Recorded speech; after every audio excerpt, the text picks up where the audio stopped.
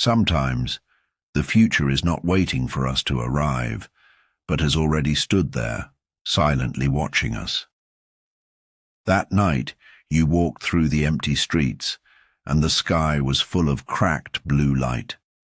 The mobile phone lost signal, the satellite was silent, and the city was like a tired beast in the dark, slowly stopping breathing. And 480 years ago, there was a man who seemed to have seen all this. He had no high-rise buildings, no internet, no telescope, only an oil lamp, a trembling and hot heart in the middle of the night. He sat on the damp floor of the basement, listening to the sound of mercury beads rolling, and on the parchment, using extremely obscure words, trying to preserve the pain and light of the future. His name is Michel de Nostradamus. His pen wrote 942 quatrains. Each one is a hidden code. Each one is a map that has not been burned out. 6 centuries have passed, and 6 dominoes have fallen in order. And the 7th time, the last time just between your breath and mine, quietly began. In 1555, Saint-Rémy, in southern France, was in late autumn, and the air was filled with the damp and cold aroma of wine. This small town seemed to be isolated from the world, far away from the power struggles and turmoil of Paris, and also avoided the judgment of Rome. At the end of the town, in an inconspicuous stone house, Nostradamus lived alone. The house was filled with herbs, alchemy bottles, astrolabes, Latin books, and thick handwritten parchment scrolls. He was originally a doctor who had saved countless lives during the plague, but he had also witnessed that no matter how good your medical skills were, if fate was determined to harvest you, you were just crushed dust. That great plague made him realize for the first time, disease is not the enemy, but time is. So he began to look for answers outside of medicine. Alchemy, astrology, mysterious philosophy. He was like a person running wildly in the dark, grabbing every glimmer of light, hoping to penetrate the invisible wall. Some people said that he was crazy. Some people said that he was making a deal with the devil. Some people say that he is just a clown who is greedy for fame and fortune. Only a few people know that every midnight he would go into the cellar alone, light an oil lamp made of beef tallow, and distill the scent of roses and laurel in the crucible, putting himself in a strange state of semi-coma and semi-awake. There, he was not predicting the future. He was watching the future. Those pictures were both clear and blurry, like the moon seen across the turbid water. War, plague, the fall of kings, burning cities, cracked skies, and a kind of human suffering that has never appeared before. The soul is locked in a cage made by oneself. He was afraid of everything he saw, but he was more afraid that if he didn't write it down, future humans would not even have a chance to struggle. So he began to write. Not in order nor in chapters, but in fragments that were forced to follow the flow of visions and recorded quickly on parchment. He knew he had to hide well enough. In that era, the fate of heretics was to be burned alive. Therefore, he mixed ancient Greek, Latin, and local dialects, deliberately misplaced years, distorted place names, and mixed astrological symbols, turning each poem into a maze that could not be easily solved. He knew that these poems were not for people of his time, they were for the future. They were for people in that era, when blue flames cracked from the sky. They were for us. Immersive narrative. One young lion pierces the golden cage. Paris in midsummer in 1559. The sun scorched the cobblestone road. The street flower vendors, hawked one after another, and the air was filled with the mixed smell of roses and horse manure. In the Tuileries garden on the outskirts of the city, a grand tournament was being held. King Henry II, wearing golden armor, galloped on his horse, and his armor reflected a dazzling light. Opposite him was the young and handsome Knight Montgomery, who looked tense, holding a lance, and bowed slightly. This was a performance-style competition. The king wanted to show his power and glory in front of his subjects. But fate often judges at the most unprepared moment. In the first round of sprinting, the spear brushed past the shield and the audience cheered. In the second round, Montgomery's spear tip deviated from the trajectory in an instant and pierced the king's right eye at an irreversible angle. Time seemed to freeze. Blood gushed out along the gap of the golden helmet, dyeing the horse's mane red. The king did not fall off the horse immediately.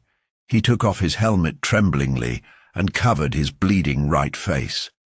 The knights gathered around in panic, and the doctor rushed into the crowd with a stretcher. At dawn 10 days later, Henry II died in extreme pain and high fever. His last words were to murmur to his wife Catherine and ask her not to give up their children. After his death, someone in the court dug out Nostradamus's poem. The young lion will defeat the old lion in the arena, pierce the eyes in the golden, cage a fierce battle, the king will die of terrible wounds. People then realized that the gorgeous armor was not a talisman, but a cage made of gold.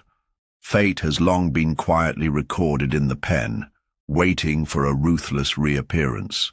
But if this is just a collapse of royal power, then the next disaster will be the burning of the entire city and the entire civilization. Immersive Narrative 2. London Praise in Flames. In the early morning of September 6, 1666, London, a breeze blew through Putin Lane, and the charcoal fire in the furnace of a small bakery failed to completely extinguish. A little spark, like a snake lurking for a long time, quietly wandered on the dry wooden beams. The flames quickly engulfed the entire building, and when the wind intensified, the entire city spread rapidly like a burning paper. The flames meandered along the Thames, reflecting the night sky red, and the orange-red flames engulfed the streets, churches, shops, and theatres. People screamed and fled for their lives. Many people carried their children and belongings and stumbled outside the city wall, only to find that the gate that symbolized safety had been sealed by fire.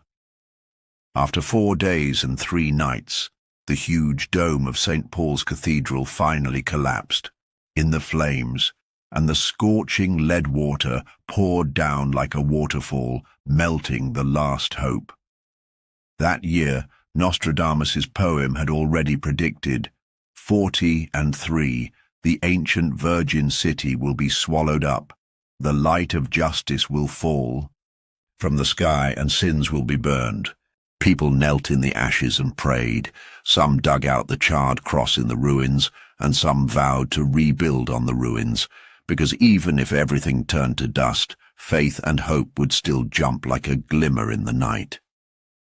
But if the fire burned down the city, then what was coming was steel and anger, burning the entire sky. Immersive Narrative 3 Steel Birds Cover the Sky, New Babylon Weeps. September 1940, London. On a foggy morning, a piercing air raid alarm tore through the sleeping city. Citizens looked up and saw hundreds of black planes densely covering the entire sky. The black cross sign was like a sign of death, engraved under each wing. The bombers were like a flock of predatory crows, blocking the sun and bringing destruction. The explosions came one after another. The houses collapsed in a deafening roar. The glass fell like raindrops, and the streets were a mixture of blood and ash. In the underground air raid shelter, the mother hugged her crying child tightly, and the old man closed his eyes and whispered the already shaky prayers Nostradamus wrote 400 years ago. The sky cracked, steel birds poured out of their nests, and New Babylon cried in flames. New Babylon, the once arrogant urban civilization of mankind, now bowed its head and wailed in steel and flames. When the smoke finally dissipated, people thought they could pick up their broken hopes again. But they did not expect that a deeper and colder river of blood had quietly flowed in the dark night.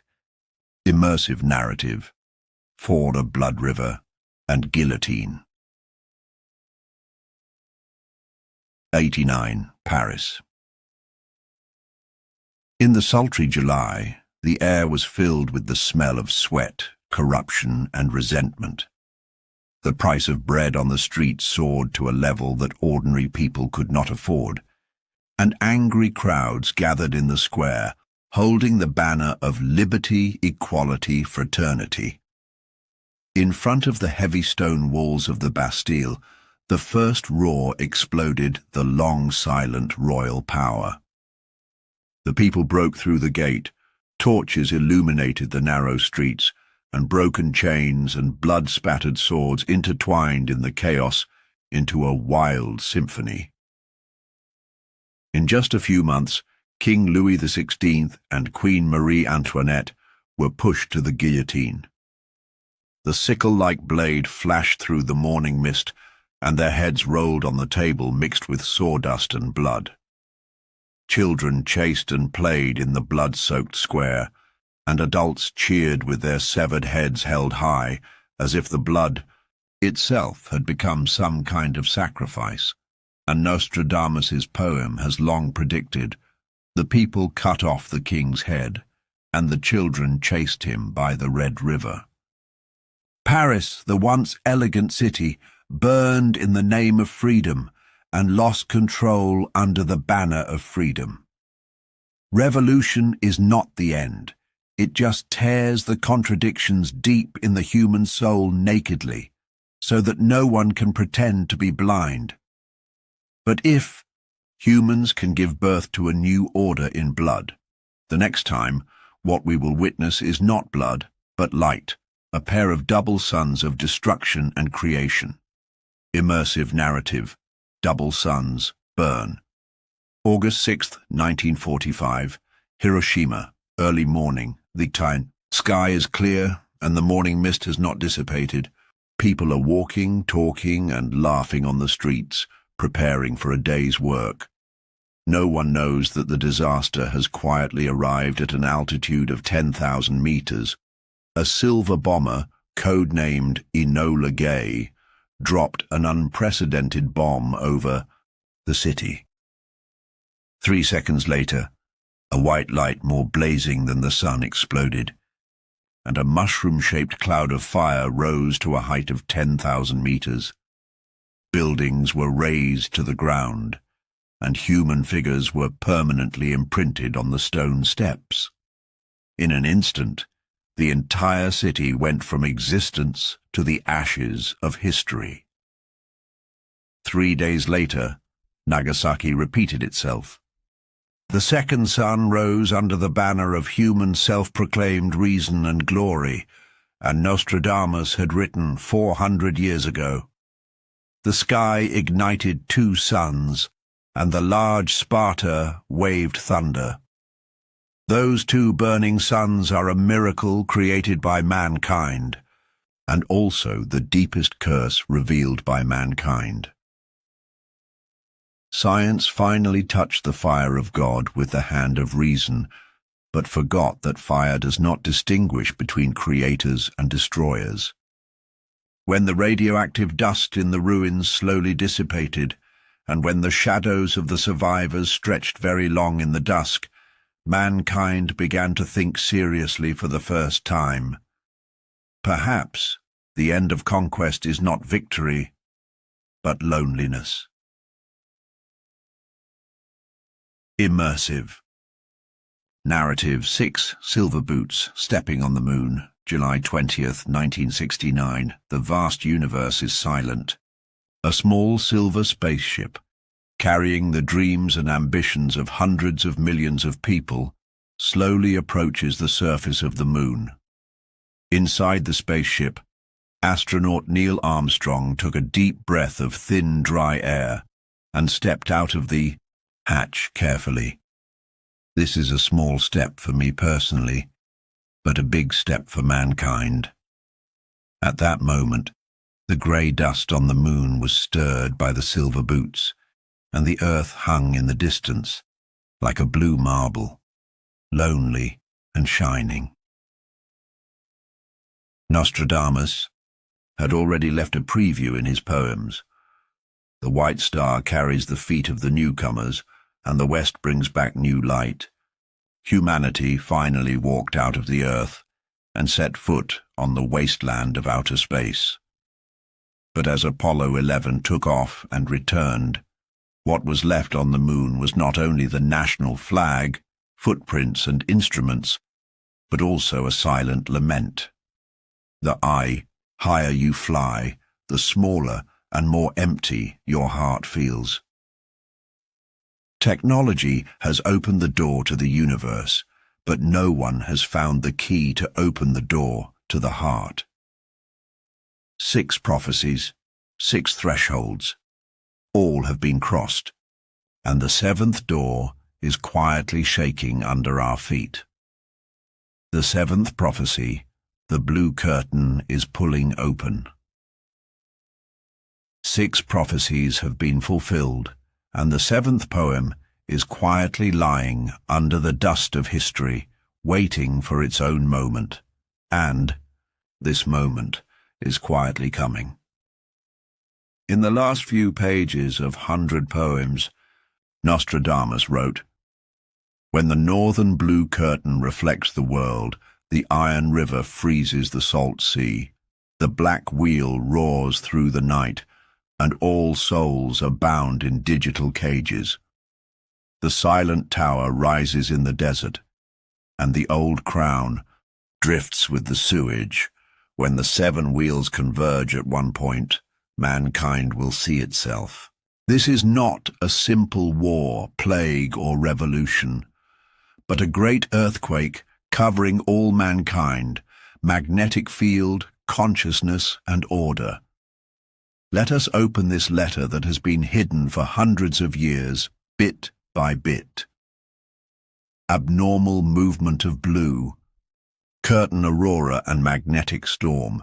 In early 2025, the global magnetosphere fluctuated violently. At 30 degrees north latitude, in areas where auroras rarely appear, such as the southern United States, Kyushu, Japan, and even central China, a gorgeous purple-blue aurora curtain rarely appears. That is not a blessing. It is a crack torn open by a solar storm hitting the Earth's magnetosphere. Under the aurora, the satellite navigation system temporarily failed, radio communications were interrupted, the catch in the fishing grounds plummeted, and a large number of whales were stranded. Nostradamus's so-called Iron River frozen salt sea may refer to the global ocean current anomaly caused by this geomagnetic disorder. This is not only about technology, but also about food, ecology, and even basic human survival. Black cell, wheel swarm, and digital cage. At night, when you look up at the sky in the city, it is difficult to find clear stars. Instead, there are densely packed drone light arrays, every face captured under the surveillance camera, and the invisible desire, control behind every push. The black wheel roared and broke out of the night. And we have long been trapped in the digital cage that we have willingly built. Of course. But what is the price?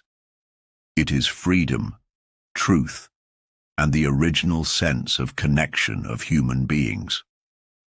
silent. Tower and old crown drifting. In the distant deserts and the cold polar regions, inconspicuous but huge quantum computing centers have quietly risen.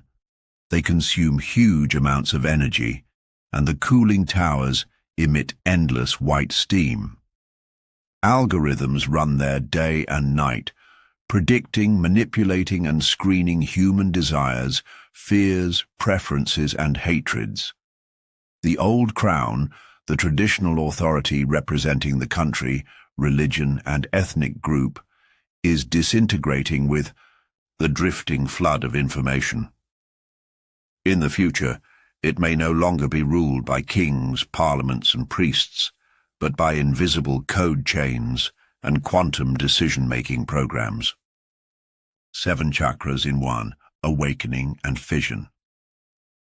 In spiritual traditions, the human body has 7 energy centers, 7 chakras.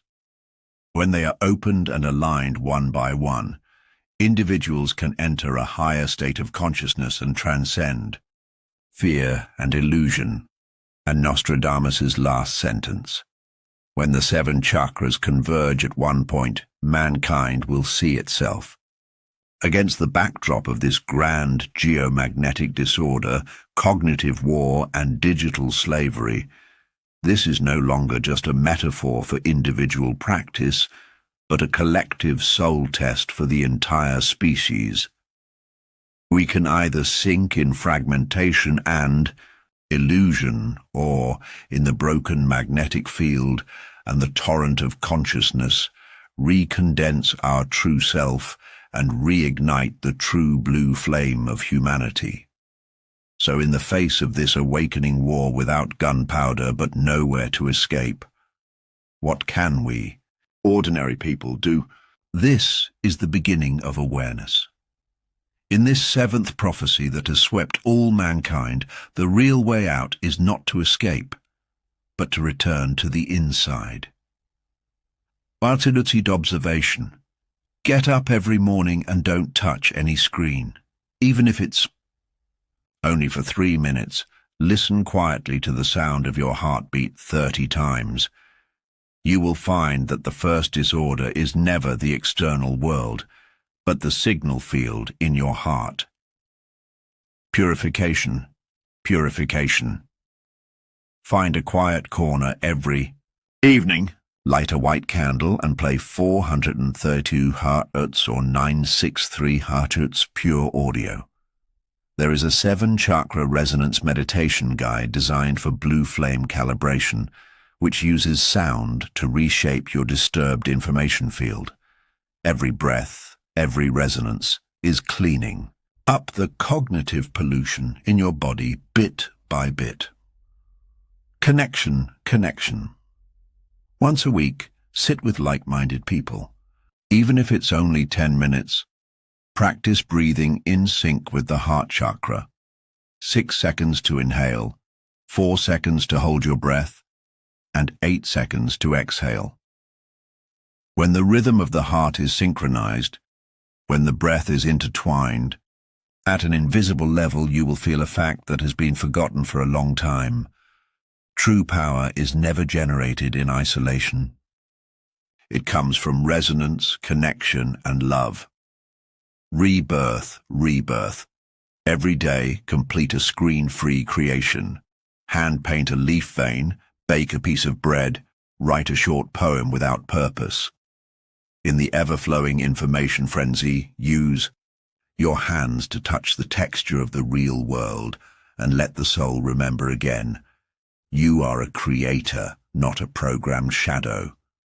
Awareness, purification, connection, rebirth. This is your blue flame ceremony. And all this, you don't need to wait until tomorrow. You can start tonight. If you hear this, if your heart is trembling slightly, then congratulations.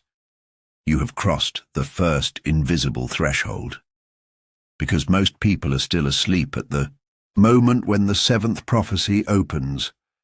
They slide in endless push notifications, laugh and cry in the cold light screen, play themselves in the programmed personality, but never really gaze at their own souls, and you are staring at this moment. Nostradamus never said the end of the world is coming. He just quietly wrote on paper, humanity will see itself. The real disaster is never the collapse of the world, but the inner sinking. The real salvation never comes from an external savior, but the glimmer of light rekindled in every little heart in the brokenness and darkness. So now, please close your eyes and ask yourself under this blue flame aurora, do I want to continue to be a programmed human, or become a blue flame that illuminates the night sky independently? If your answer is the latter, then take action. Be aware of your own magnetic field. Purify polluted energy. Connect with true soulmates. Use every real creation to reshape your inner blueprint. In the comment area, leave your response, my blue flame awakening, plus your moment of awareness.